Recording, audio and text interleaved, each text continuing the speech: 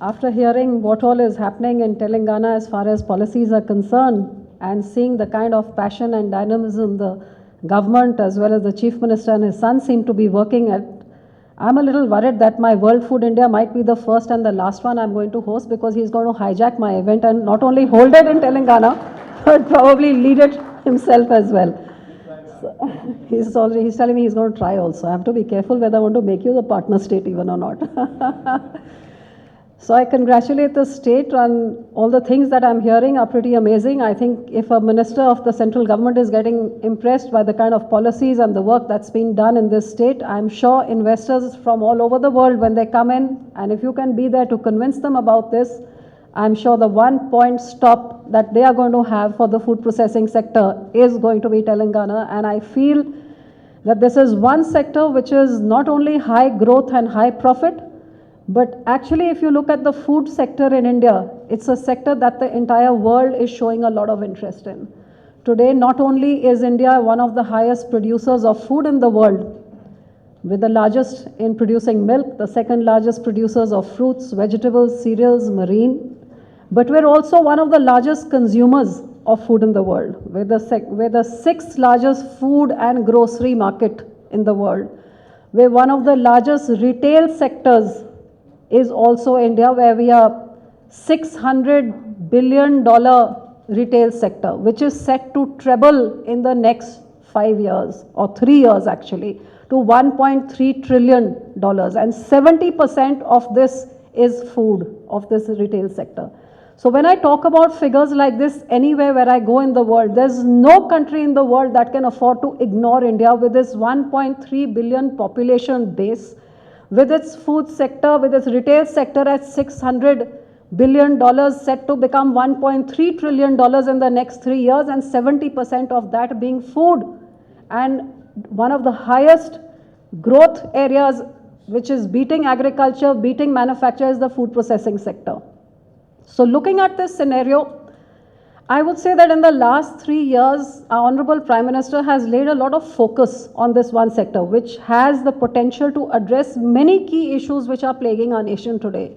If on one side, the farmers of our nation are under distress, where they spend their sweat, their toil, their blood, toiling hard to make this country food surplus, but there are enough cases of the farmer distress, which is very common in almost every farmer state of our country. On the other hand, where we are one of the largest producers of food, we are also one of the countries which has the highest amount of wastage of food as well. And in a country which has 1.3 billion population, where many sleep hungry, I think our targets have to be zero tolerance for food wastage. Because this very same food wastage, if it was processed, there would be so much more availability that even as consumers, when we face these spikes in the price rise with inflation, where the kitchen budget goes out of hand for every household, that too would be under control. And we cannot forget that food processing is also one of the highest generators of employment as well. So in a nation where 50% of the population is under the age of 50, where we have food wastages to the tune of 1 lakh crores worth of food gets wasted annually, where we have farmers who are committing suicide because they are not getting proper remuneration for their crops. The more the food processing industry will progress, it will address all these issues, because this is an industry whose raw material is the farmers produce. And today we are processing only 10% of what we produce.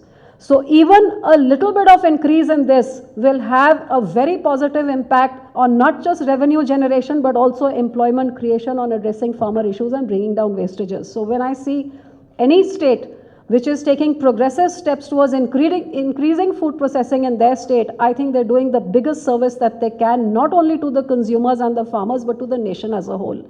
And which is why I think our Honorable Prime Minister 3 years ago, when we took over, the first thing he did was separate the food processing ministry from agriculture, because agriculture is such a vast subject. It was not getting the kind of attention that food processing, the kind of potential that it had. And in these 3 years, a number of steps have been taken to create an environment where food processing from its 10% must go up. We first of all created a corpus of 2,000 crores in NABARD, where cheaper rate of interest people could, for the food processing industry. We gave it priority sector lending for the banks. We reduced a number of excise duties, custom duties, and a lot of other taxation issues were addressed. FSSAI, which was a huge roadblock as far as clearances was concerned, was totally revamped to harmonize our Indian standards to the way globally things were done. And then putting in a lot of investment. If we talk about this Kisan Sampada Yojana, which you have just saw the presentation that Anuradha ji gave you, 6,000 crores has been allocated to put up units inside the 42 mega food parks which are coming up across the country, out of which 4 of them are in Telangana itself. Now anybody wanting to put up a unit in any mega food park can avail of a subsidy up to 5 crores of rupees. The cluster scheme, where there is, you don't have 50 acres and do not want to put up a mega food park, then through technology we are mapping clusters throughout the country of perishables, and where there is a lack of infrastructure, and in a targeted fashion putting up infrastructure over there for processing, for conservation, for preservation and all these things. So 10 crores of rupees for anybody wanting to put up a mini food park under the cluster scheme. And another 5 crores for a third scheme, which is directly going to impact the farmers to create backward and forward linkages, to link them to the market, to handhold them and turn a farmer from just a farmer towards value addition and eventually towards an entrepreneur. So these 6,000 crores, which is being put in just by my one ministry alone, is going to leverage investment worth almost 31,000 crores. We're going to process agro-produce 334 million metric tons, where the value would be almost 1 lakh crores. It would directly and indirectly impact almost 25 lakh farmers and create almost 5 lakhs worth of employment, and will increase the current processing levels by at least 5%, if not more. This is just what one ministry is doing. But now with all these policy decisions that have happened, the kind of environment that has been created, and the biggest policy reform which came in the food sector was to allow 100% FDI and multi-brand retail of food, which is produced and manufactured in India, which is a decision this government took last year. And the impact of completing the chain, where one side we are working to create the infrastructure, and now we have allowed 100% FDI and multi-brand retail, and allowed the creation of the market as well, which this infrastructure can feed. And the result has been that from last year to this year, there has been a 40% increase in FDI in the food processing sector where food is concerned. And this year, in the last 2 months alone, $183 million has already been attracted in the food processing sector in FDI. So when I looked at this scenario, and I found that when I went across the globe, any country that I would talk to where the Western markets are aging and they are drying up, they're all looking for newer avenues. When they look at our population base, when they look at this rising middle class with disposable incomes, wanting ready to eat, wanting all the latest food which is available across the counters everywhere else in the world, they cannot afford to ignore India, and everybody is very interested in coming to India. But the beauty of it was that they all wanted to come in with local partners, which is, I think, just what our country needs, because we need to learn from their technology, we need to learn from their know-how, we need to upgrade our systems.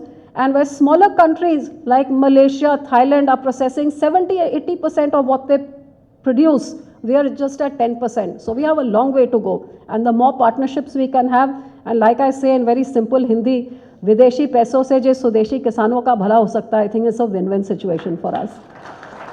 So which is why, after the Honorable Prime Minister agreed to my request of allowing 100% FDI, I realized that now the stage was set and we were ready to forge these partnerships to take it to the next level.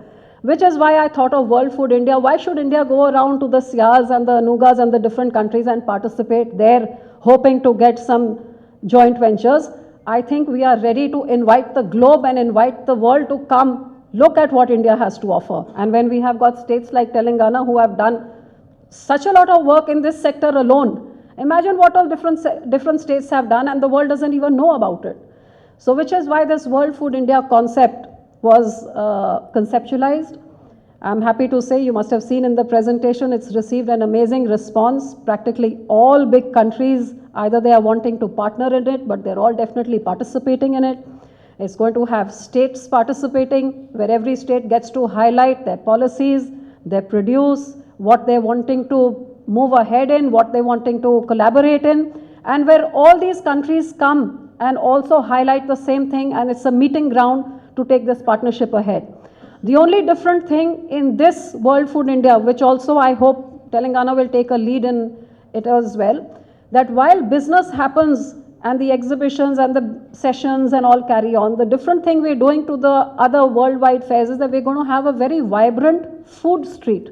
And the reason for this was that when I went around and saw the multi-retail stores, these big branded, whether it's a Walmart or a Tesco or a Sainsbury, all these big places I went to, and especially having a young daughter who has just gone abroad to study, every trip of mine was filled with suitcases of food for her to eat. She wanted the dal, she wanted the biryani, she wanted everything. And I'd walk into those big, huge stores, and in the Indian section, there would either be an Indian curry or a butter chicken masala, and that's about it. There was nothing else. Whereas in our country, one state to the other, the cuisine differs like one country to another. We have different desserts, we have different beverages, we have different foods. And with the population base today, every sixth human being in the globe is an Indian. And look at the amount of foreigners settled in, expats settled in every other country. If I talk about my state, Punjab, the Punjabis have taken over the Canadian Parliament and the Australian Parliament, and the UK, they're probably going to take over UK very soon, the entire country. Now, these guys all want something. The Punjabis want their makki ki roti and sarson ka saag and their desi lassi from back home, which they don't get. And if we're making it in my state, why should it not be available on their retail counters? So when I talk to the Sainsbury's and the Tesco's and ask them, they don't even know about this. So same way I would say that people from your state settled abroad, I'm sure they're dying to have what is available back home in their villages with that local flavor and all. And this is the same story everywhere, whether North India, South India, West or East India. So why I decided this food street, that let these people see what all India has to offer. And let them see what they want to take back, what their people in their countries might like, what their palate might like. Because today Indian food is becoming so popular globally that a small city like London has 67,000 Indian restaurants. And I went to Rome, and a little city like Rome has 19,000 Indian restaurants, all flooded with people. So if Indian food is so popular, why should they reap the benefits, and why should our processing industry not reap the benefits? So the food street will showcase, every state will showcase their cuisines, and it's an opportunity for foreign retailers to tie up and take back to their retail chains. And at the same time, I would find that a lot of foreigners would say that, yes, we want to come and make in India, but allow us to import first so that we can see, try it out on the Indian market and see whether the food even appeals to your people, rather than set up the infrastructure and the factory and then find it doesn't sell. So this food street will give them an opportunity where they will actually be able to first hand on that food street taste the effect of their food, the dipstick or the palate on the Indian people and how they react to it. So they will not have to go through those procedures of importing, then selling through a retail outlet, and then after 1 year getting to know the reaction on the Indian palate. Within 3 days, they'll get to know how the Indian people like or dislike what they have to offer. And if they like it, then they've got an opportunity to go and collaborate with many of the people who are there ready to get into the same line. So this vibrant food street is what I hope that you will also, any of you who are processing things which you would like partnerships in, you must go and participate in that food street as well, and let the people get to know what you have to offer. So I invite you all. I thank the Honorable Minister that he has decided to become a partner state, because I really truly do think with the kind of policies that you have to offer, with the kind of work that is being done in this sector, you must be in the forefront showcasing and highlighting, because today the pride of India where the food sector is concerned are 2-3 states, and the big ones like Maharashtra, Telangana, Andhra Pradesh, these are in the forefront when I go abroad and I speak to them. And these are the states which most of the people are interested because of the raw material base you have. I mean, you're number one in so many things. I was just trying to find out what all is being produced here. You're number one in turmeric as far as I know, in sweet oranges, grapes, mangoes, tomatoes, pomegranates, papaya. I mean, the amount of things which grow over here, what he produces is so rich. Like he says, 6 different kinds of soil. I doubt if there's anything which doesn't grow here. So all the people who want to partner, and we've given you 4 mega food parks where each park can ideally take in about 30 odd units. So 4 into 34 parks, you've got so many units we can just come up in these mega food parks, just plug and play.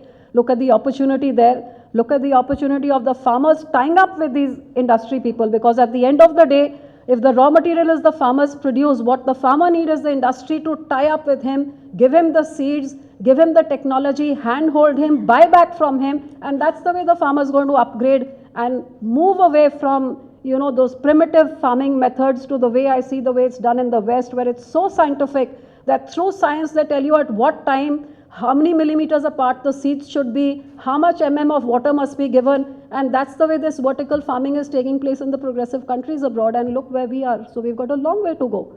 And I hope that with this World Food India, we'll set the base.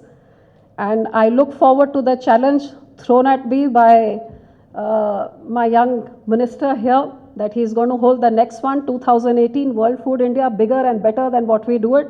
So let's see, here's the battle, whether I do a better job or you do a better job than me next year. Let our country benefit from two people competing. So thank you so much, and I look forward to a huge delegation from you. I look forward to a ministerial delegation. I hope there's a sector that you will choose which you will want to highlight for your state. We'll be happy to hold those sectoral meetings, invite people worldwide who are interested in that particular sector, and actually brainstorm to make it not just collaborate, but actually find that the output is something which ends up benefiting, because we're not just wanting to showcase. We must collaborate and we must reap out of that and grow out of that. So I look forward to that, and thank you all for being here, and I thank you for having me here as well.